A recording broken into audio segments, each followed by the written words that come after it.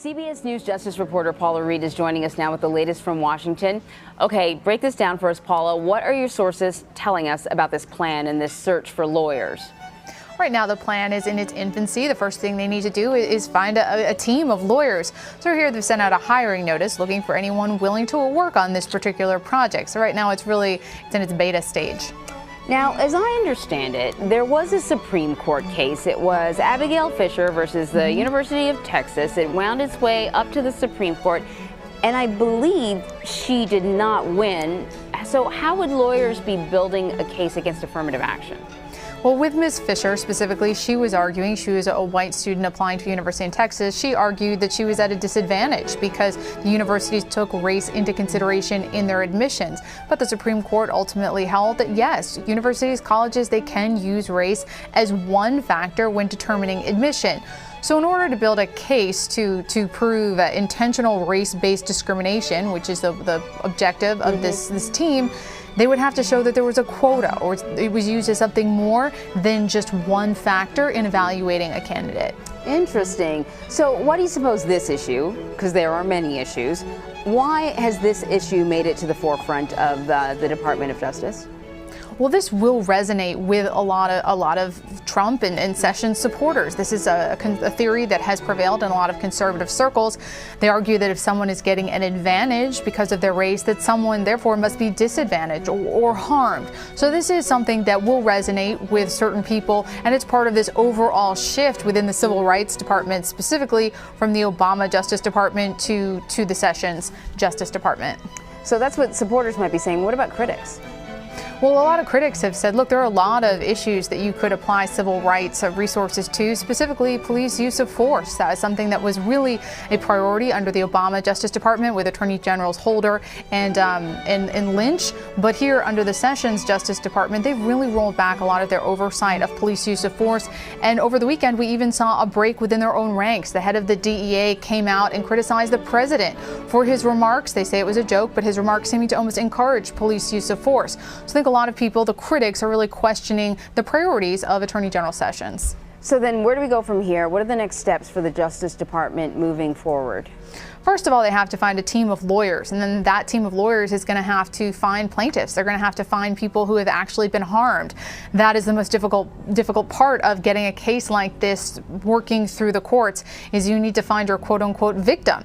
So they're going to have to comb through different universities, work with different groups, and try to find someone who can prove their point that certain colleges or universities are actually harming students with their affirmative action policies. Yeah, and as I recall with the Abigail Fisher case, she might not have been the best victim because her grades were okay, they weren't great, so it was difficult to prove that she was discriminated against.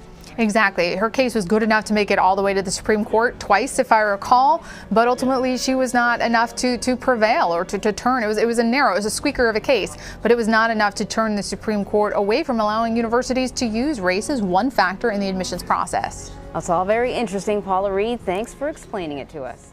So, in the wake of not being able to pass his Obamacare repeal and replace legislation, Donald Trump and the Republican Party, but mostly Donald Trump, has started to pander to the hate vote. What do I mean by that? Well, as usual with Republicans and their Southern strategy, even though it's not confined to the South anymore, when they cannot deliver on economic policy, they then shift into virtue signaling the extreme right wing socially of their party. So in quick succession, Donald Trump has made a declaration that he is going to try to get transgender people out of the military and stop them from entering the military in the future.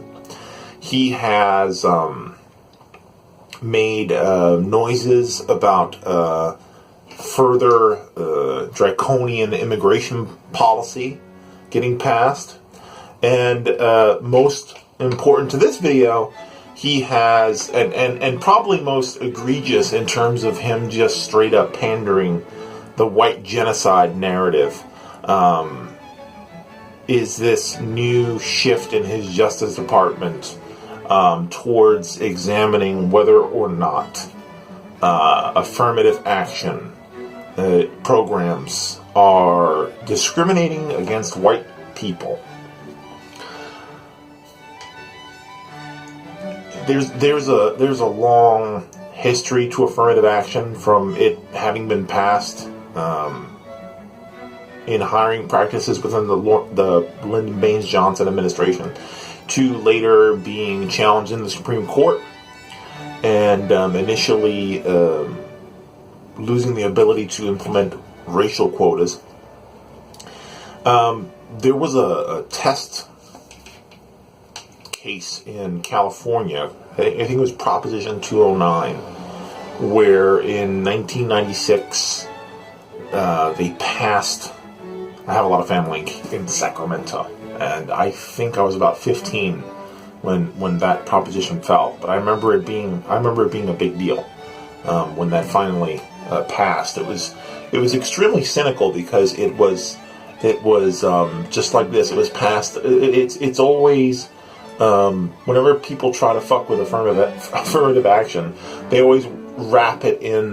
They're not trying to undermine black and people of color, Asians, Latinos, from getting on an even keel with white students or white co-workers in terms of moving up in the chain. They always frame it, of course, as defending the civil rights of whites. And that's my problem here, is that that's sort of a profoundly disingenuous position. It only works. The only way you can really defend these right-wing positions if you follow this egalitarian, at least the modern egalitarian narrative, that history is over, and that all that matters going forward is everybody is competing on an even playing field. And unfortunately, why that doesn't work is because history is not over, because even though Jim Crow may be over, and even though slavery may be over, we don't have parity yet. We don't.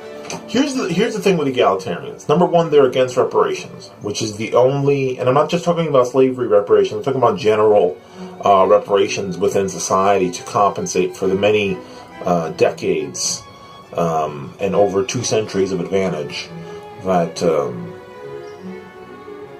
white Americans had over non-whites when discrimination was explicitly baked into U.S. law, into the Constitution.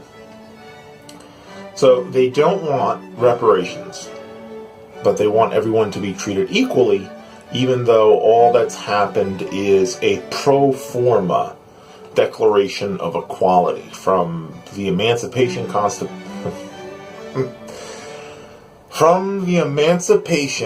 Proclamation right up through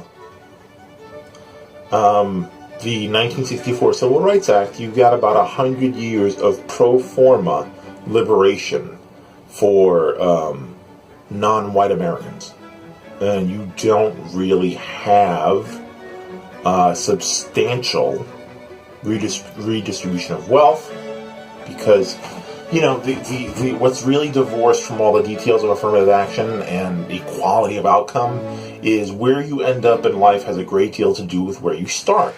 Did your ancestors inherit property? Did your ancestors inherit resources? Did they have an unfair advantage because other people's ancestors couldn't own property? Other people's ancestors had to work for free. And this is not just about black Americans. This includes, Chinese American immigrants. This includes Italian immigrants, Irish immigrants, who worked for meager wages. I'm not subscribing to the Irish slaves thing, by the way, but I'm saying that there were Chinese slaves, man, and there were Mexican slaves, and I mean it wasn't on the scale of black chattel slavery in the United States, but certainly, other people of color were subject to slavery.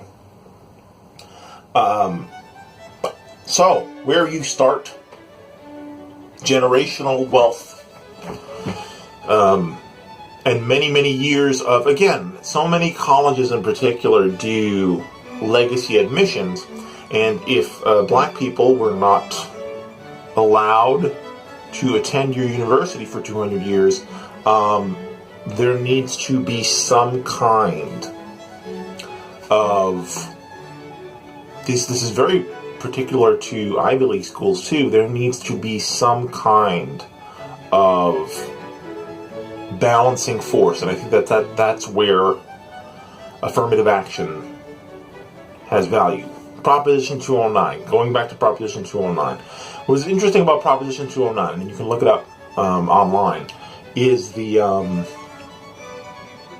statistics that came along with it, because people always talk about affirmative action programs, are not necessary, that if we take them away, that progress will the earmark of egalitarianism is that progress will happen on its own. We just need to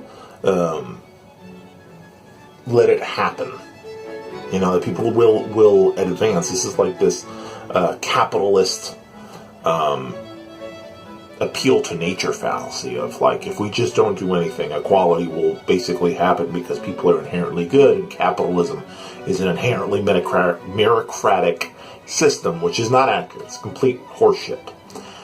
You have to take action. If you want progress, you have to be proactive. And that's what affirmative action is. It is a proactive solution to diversity in the workplace, diversity in executive positions in the workplace, and diversity in schools and in higher education.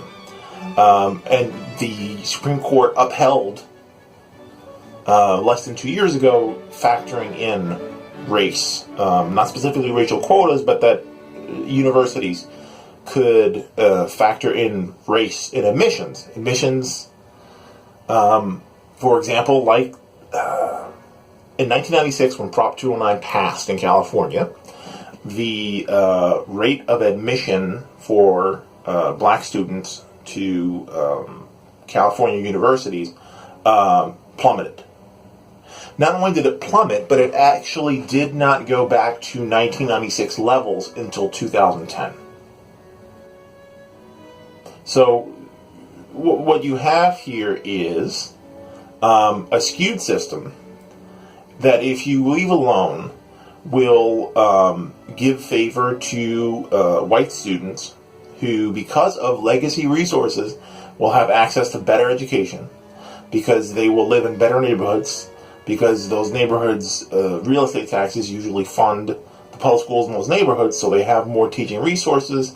White families usually have the financial resources to pay for SAT tutoring.